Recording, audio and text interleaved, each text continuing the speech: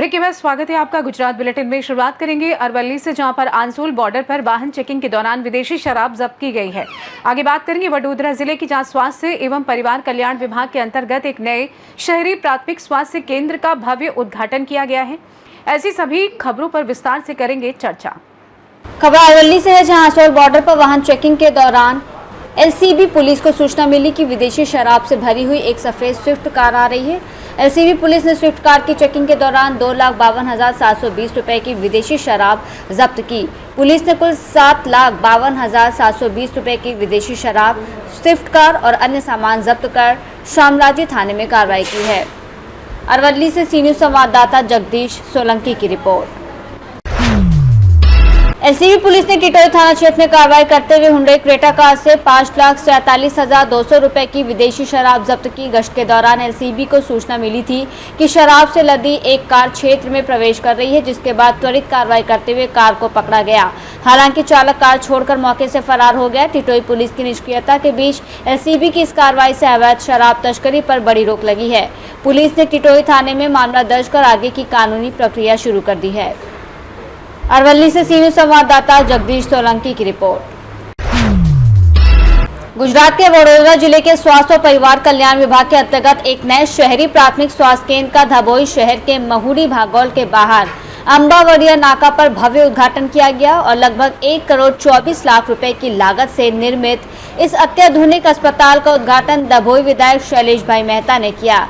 यह नया स्वास्थ्य केंद्र महूडी भागौल और उसके आसपास के क्षेत्रों के निवासियों के साथ साथ लगभग 50 ग्रामीण क्षेत्रों के लोगों की स्वास्थ्य सेवाएं प्राप्त करने में आने वाली कठिनाइयों को दूर करेगा।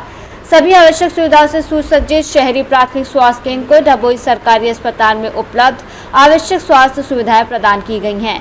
इस अवसर पर धबोई विधायक शैलेश भाई मेहता, वडोदरा जिला उपाध्यक्ष अश्विनी भाई पटेल, जिला पंचायत स्वास्थ्य विभाग के अध्यक्ष नरेंद्र भाई रोहित सहित गणमान्य लोग मौजूद रहे। આજે દરબાવતી નગરી એટલે ડભોઈના મહુડી બાગોળ વિસ્તારમાં પ્રાથમિક આરોગ્ય કેન્દ્રનું લોકાર્પણ કરવામાં આવ્યું છે। ભારતીય જનતા પાર્ટીની સરકાર પહેલેથી જ કહેતી આવી છે કે જેનું ખાતમુહૂર્ત અમે કરીએ એનું લોકાર્પણ અમે કરીએ છીએ। આનું ખાતમુહૂર્ત પણ મારા હાથે થયું હતું ને આજે લોકાર્પણ પણ મારા હાથે કરવામાં આવે છે।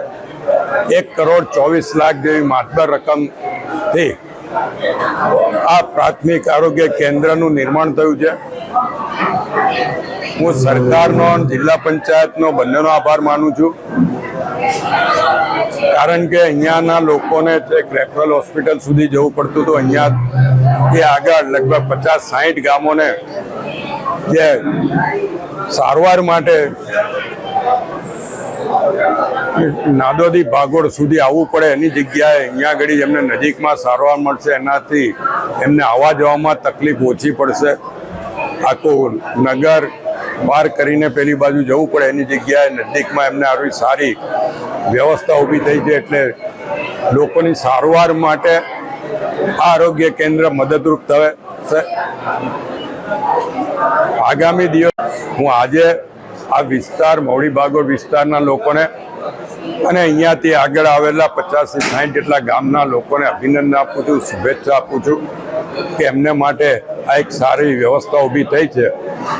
દવાખાનું છે એટલે આપણે એવું ના કહી શકીએ કે આમાં વધુમાં વધુ લોકો ઉપયોગ કરે, કારણ કે લોકો આ બીમાર ઓછા પડે એ જરૂરિયાત છે, પણ જે કોઈ બીમાર પડે અને જે કોઈને સારવાર લેવા અહીંયા આવવું પડે એ વહેલામાં વહેલા સ્વસ્થ થઈને જાય એવી શુભેચ્છા પણ આપું છું। આભાર। बड़ौदा से सी न्यूज़ संवाददाता लाल भाई भटियारा की रिपोर्ट।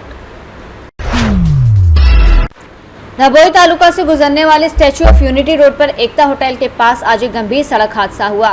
रफ्तार से आ रही एक कार सड़क के डिवाइडर को पेंट कर रहे वाहन से टकरा गई और इस जोरदार टक्कर में दोनों वाहनों को भारी नुकसान पहुंचा। पेंटिंग वाहन में रखा सारा पेंट सड़क पर फैल गया, जिससे हर तरफ अफरा तफरी मच गई।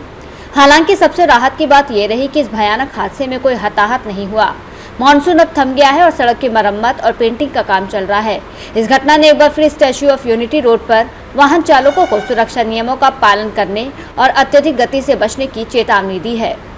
ફરતી કઈ એક તો હોટલને પાસે અમે કામ કર્યા હતા, ગાડી ઉભી થઈને સેફ્ટી કોન લગાવેલો હતો, કે પાછળથી ગાડીવાળો સ્પીડમાં બહુ સ્પીડમાં આવ્યો ને અમારી ગાડીને પાછળ એને ફસાડી દીધી, ઠોકાઈ ગયો. એ તો અમારા માણસો આગળ કામ કર્યા હતા પણ પાછળ એને નીચે સીધી કોણ હતી તે છતાં ઠોકી મારી. તો માણસો આગળ હતા, માણસો હતા તો મરી જતો એને. એ તો ભગવાનની મહેરબાનીથી એને માણસો બચી જાય ને.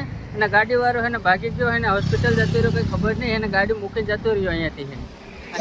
કઈની ગાડી હતી? આ ગાડી છે ને અમદાવાદની છે એવું કહે છે ભાઈ. એને અમદાવાદના થયા એમ અમે તો કોઈને જાનહાનિ કે કોઈને કઈ જાનહાનિ નહીં અમારે. એને ગાડી મૂકીને જતો રહ્યો હોય અહીંયાથી, આવ્યો નહીં પાછો એને ને આવું છું એમ કહીને જતો રહ્યો હોય. એને કંઈ ખબર નહીં કોણ હતો ને કંઈ નહીં. એ તો સારું છું, અમે ભગવાનની મહેરબાનીથી બચી ગયા એને અમારે, બીજું કંઈ નહીં. बड़ौदा से सी न्यूज संवाददाता लालभाई भटियारा की रिपोर्ट।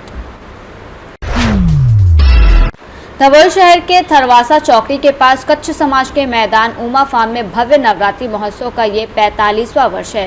श्री कच्छ कड़वा पाटीदार समाज और युवक मंडल धबोई द्वारा आयोजित ये नवरात्रि महोत्सव वर्षों से मनाया जा रहा है, जिसकी स्थापना 1980 में हुई थी। कच्छ संस्कृति का संरक्षक कच्छ कड़वा पाटीदार समाज के अध्यक्ष रमेश भाई के अनुसार इस आयोजन का मुख्य उद्देश्य कच्छ की संस्कृति का संरक्षण करना है। यहाँ गरबा रात 9 से 12 बजे तक चलता है।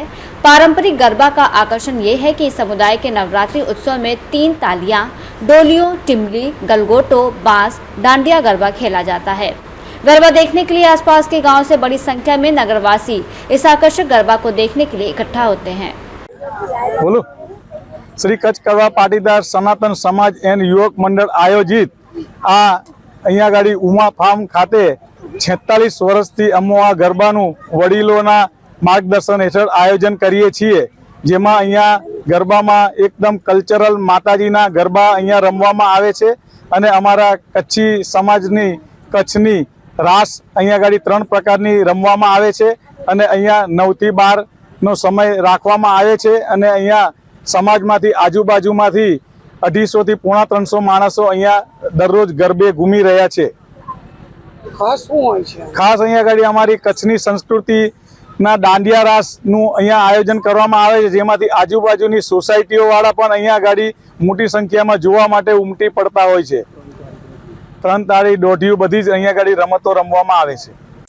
શ્રી કચ્છ કડવા પાટીદાર ડભોઈ સમાજ અને યુવક મંડળ આયોજિત અહીંયા 46 વર્ષથી આ તહેવાર નવરાત્રિનો તહેવાર ઉજવી રહ્યો છે અને બધા ખેલૈયાઓ ખૂબ ધામધૂમથી અહીંયા રમી રહ્યા છે અને જ્યારે પશ્ચિમી વાયરા વાઈ રહ્યા છે ત્યારે અમે કચ્છી સમાજ અમારી સંસ્કૃતિને અમે જાળવી રાખ્યું છે અને મેઇન ઉદ્દેશ્ય એ છે કે દીકરા અને વહુઓ કદાચ બહાર રમવા જશે પરંતુ અમારા વડીલો ક્યાં જશે એને ધ્યાનમાં લઈ અને બધા તહેવારો અમે અમારી સમાજમાં ઉજવી રહ્યા છીએ, જેવા કે નવરાત્રિ છે, જન્માષ્ટમી છે, હોળી છે।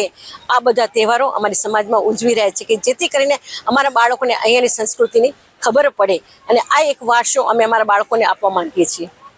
આમાં કયા નવરાત્રિમાં કયા ખાસ ગરબા હોય છે તમારા?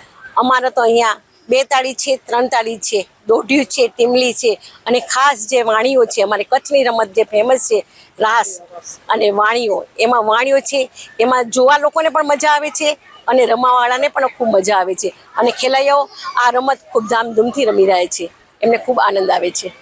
बड़ौदा से सी न्यूज संवाददाता लालभाई भटियारा की रिपोर्ट। फिलहाल के लिए इस खास बुलेटिन में बस इतना ही। देश दुनिया की तमाम बड़ी खबरों को जानने के लिए जुड़े रहिए सी न्यूज भारत के साथ। हर खबर आपके साथ, आपके हाथ।